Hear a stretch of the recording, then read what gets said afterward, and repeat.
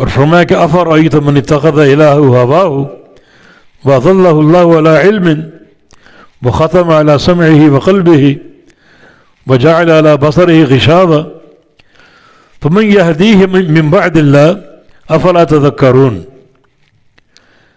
کیا دیکھا تو نے؟ من اتخذ الہہ ہواہ، اس شخص کو جس نے اپنی خواہش کو اپنا معبود بنا لیا، اپنی خواہش کو اپنا معبود بنا لیا. اور یہ خواہش ہی قیامت کے انکار کی وجہ ہے. جو بندہ قیامت کو مانتا ہو، اللہ تعالیٰ کو مانتا ہو، تو وہ اللہ کا بندہ بن کر رہے گا. وہ کام کرنے پر مجبور ہوگا جو قیامت کے دن جنت کے داخلے کا باعث بن جائے. بڑی پابندیوں میں گھر جائے گا. الدنیا سجن المومن و جنت الکافر. دنیا مومن کا قید خانہ ہے، مومن کی مرضی نہیں ہے، مومن کی خواہش نہیں ہے. اور دنیا کافر کی جنت ہے، خواہشات پر چلتا ہے، مومن کے لیے قید خانہ ہے. تو یہ جو آخرت کا انکار ہے، اس کا ایک بڑا سبب کیا ہے؟ اپنی خواہشات کی حکمرانی. آخرت کو مان لے، جزا اور سزا کو مان لے، جنت و جہنم کو مان لے، تو بہت سی پابندیاں اپنے اوپر لاگو کرنی پڑیں گی. اس کے لیے تیار نہیں تو اپنی خواہشات کے اسیر بن گئے.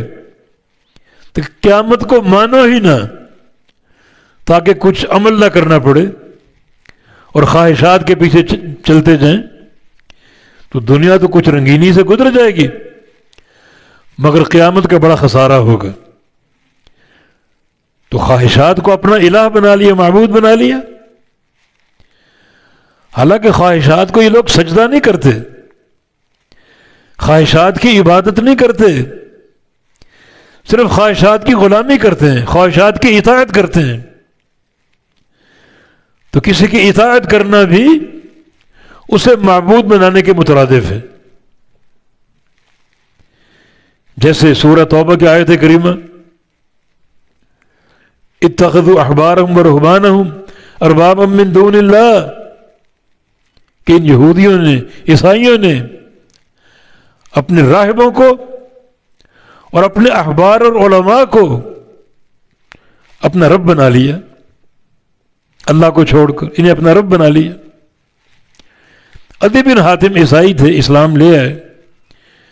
یہ آیت کریمہ سنتے ہیں تو عرض کرتے ہیں کہ ما عبدناہم، ہم نے اپنے مولویوں کی کبھی عبادت نہیں کی. تو یہ رب کیسے بنا لیا؟ قرآن کیسے کہہ رہی؟ تو رسول اللہ صلی اللہ علیہ وسلم نے فرمایا الستم تستحلون ما احل لکم وتحرمون ما حرموا علیکم.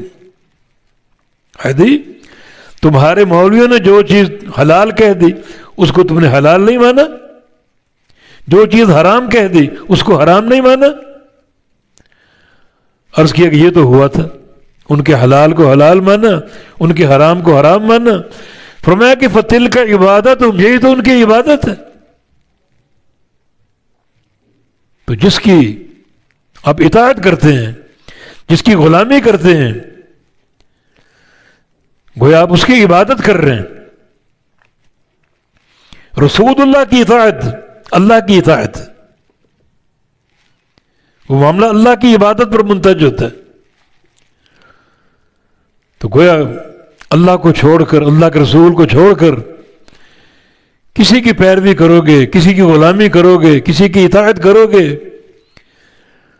تو وہ ان کی عبادت کرنے کے مترادف ہوگا.